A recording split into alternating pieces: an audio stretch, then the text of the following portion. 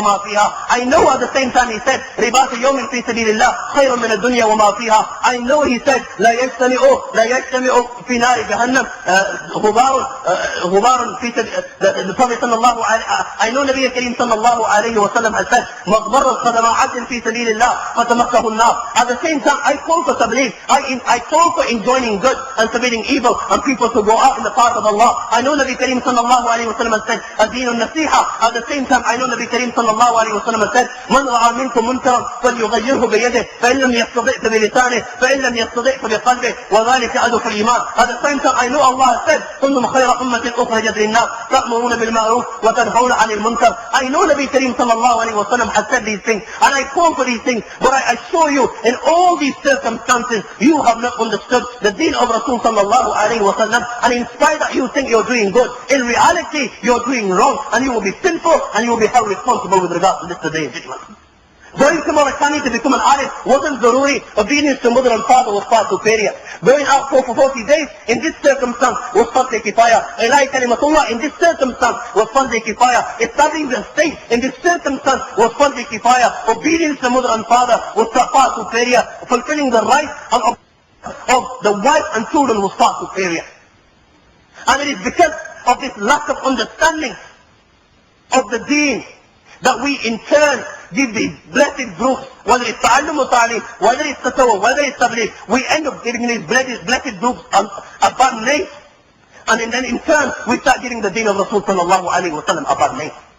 I ask, what barakah will you get when such is your personal condition at home, and only you know of this because you haven't told the scholar the true story that your mother is crying in your absence, your father is crying in your absence, your children are weeping in your absence, your wife is weeping in your absence because you're neglecting their rights and neglecting what Allah has enjoined upon you. What benefit will you get in these things when such is your personal condition at home?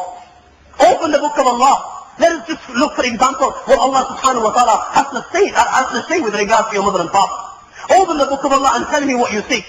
After obedience to Allah and His Messenger, the most important duty upon every Muslim is to serve his parents, is to respect them, is to be dutiful to them, is to be kind to them, is to honor them. Open the book of Allah. The Quran addresses you, the Quran addresses me. The Quran says, وَقَضَى رَبُّكَ أَلَّا تَعْبُدُوا إِلَّا إِيَّاهُ وَبِالْوَالِدَيْنِ إِحْسَانًا. Your Lord has ordained you will worship none but He, and you will do good to your mother and father. First Allah has been mentioned, then after your mother and father has been mentioned. Tabligh has not been mentioned. Ilahi kalimatullah has not been mentioned. Establishing a state has not been mentioned. Ta'allum and ta'aleem has not been mentioned.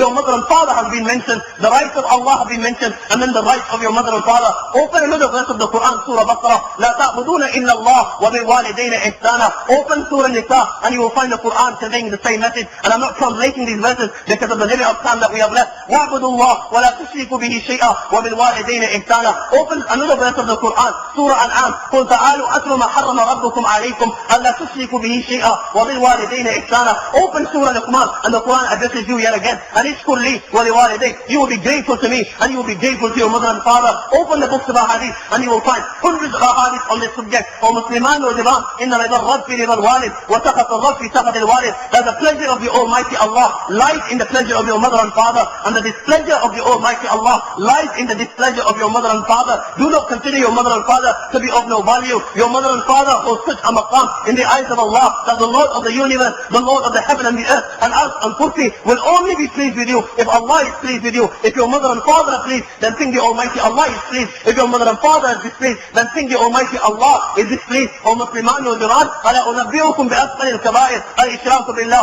wa uquq al-walidayn. There is no sin that you can commit after shirk bigger than disobedience to parents. قل الذنوب يغفر الله منها ما شاء إلا عقوق الوالدين فإنه يعجل لصاحبه في الحياة قبل الممات. Be disobedient and He will punish you in this world and He will punish you in the next world. فليعمل الآخر ما شاء يعمل فليدخل الجنة. Then you can go for 40 days as much as you like. You can go to Mauritania and become an alim. You can get heavy into tasawwuf. You can set up an Islamic state. You can fast as much as you like. You can pray as much as you like. Kiddo, you're kidding yourself. فلن يدخل الجنة. You are never to enter Jannah with the Sabiqeen al-awwaleen. Why? الجنة تحت أقدام الأمهات. Because Rasul sallallahu alayhi wa sallam told you Jannah lies under the feet of your mother. This is just with regard to mother and father, and you will find exactly the same with regards to your children, and you will find exactly the same with regards to your wife. We need to get a grip of ourselves and understand the deen. And if we are having problems, then we need to resort to our local ulama. Even if it is a good thing, you need to resort to your local ulama to find out whether what you're doing is the correct thing and it is the right thing. Allah subhanahu wa ta'ala give me the tawfiq to ask for what I said. Allah give you the tawfiq to ask for